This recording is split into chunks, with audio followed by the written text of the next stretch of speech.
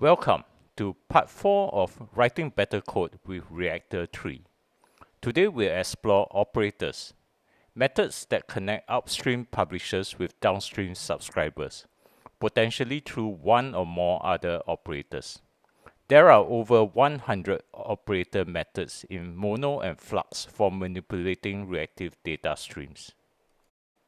In our analogy of the reactive data stream as an assembly line, an operator can be thought of as a station along the line for transforming, combining, and regulating the flow of parts and assembled objects. In this screencast, we'll focus on mappers, which transforms upstream data elements into one or more downstream elements. The first and simplest mapper is the map method, which transforms each element and emits the result of the transformation. We can change the mapping function and get different results downstream. This works even if we change the data type, say to a list.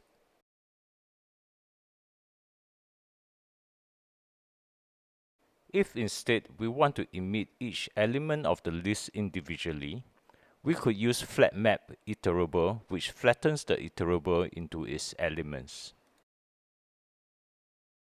If the mapping function returns a publisher, we could use flatMap to subscribe to the publisher and flatten the results.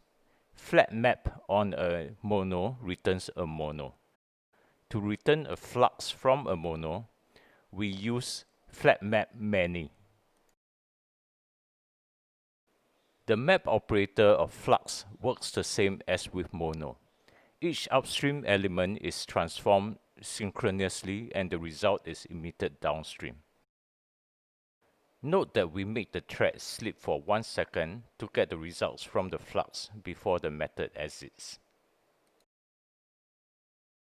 Again, when we change the mapping function, the result changes accordingly.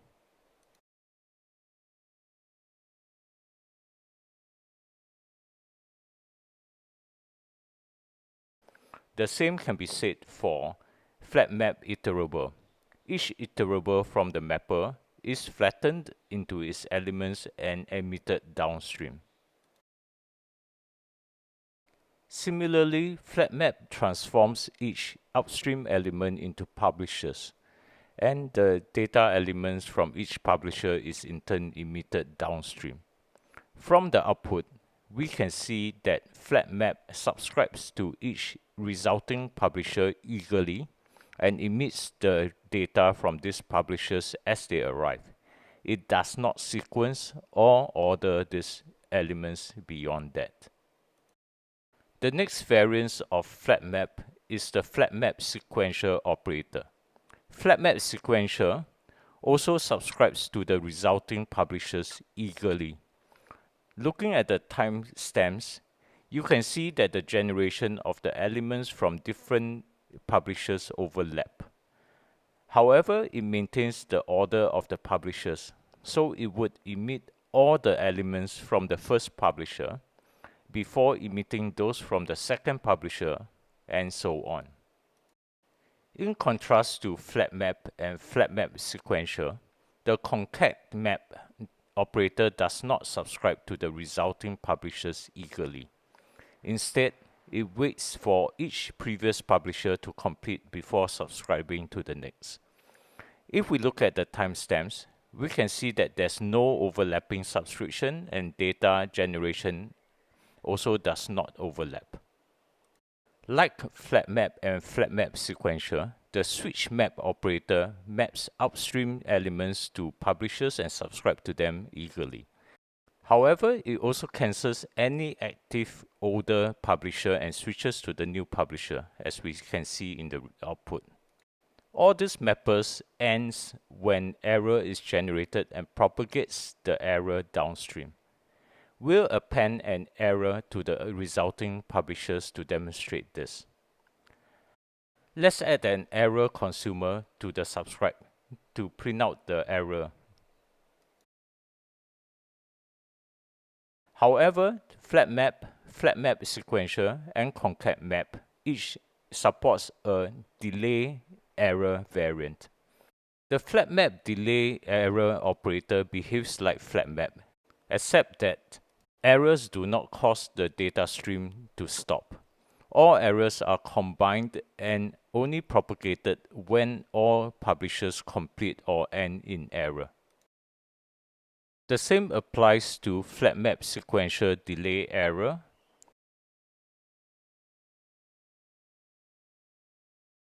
and concatMapDelayError.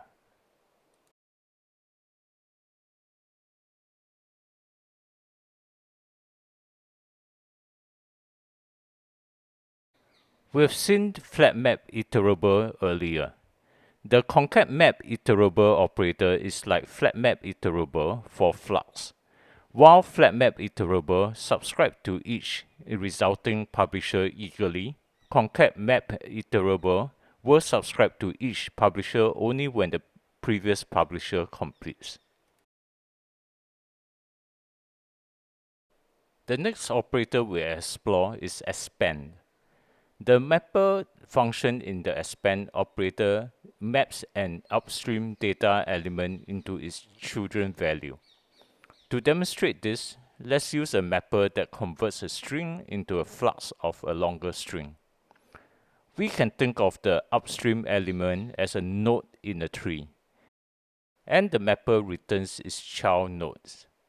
Each child node is in turn mapped into its own child nodes.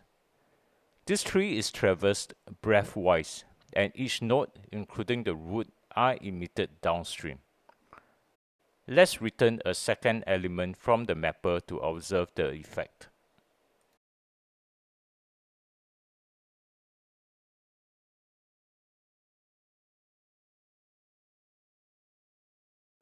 The expandDeep operator works the same way but traverses the graph depth first. A node and all its descendants will be processed before moving on to a new branch. The last mapping operator we'll cover in this screencast is the Hender operator.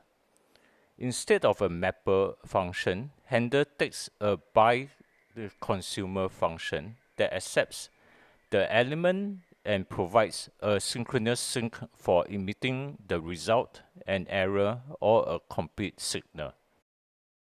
In this code, the handler passes a string into an integer, stopping when there is an empty string and generating an error if an exception is thrown.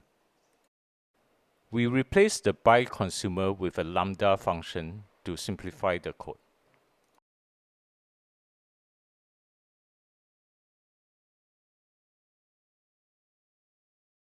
We test this with a few different data to make sure that the function is working as expected.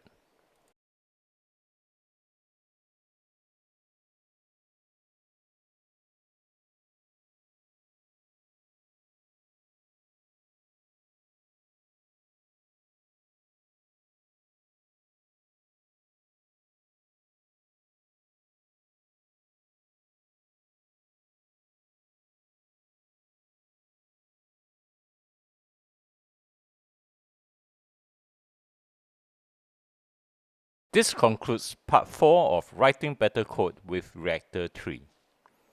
If you find this useful, like and share so that more people can find it, and subscribe to this channel to get notified of the next video.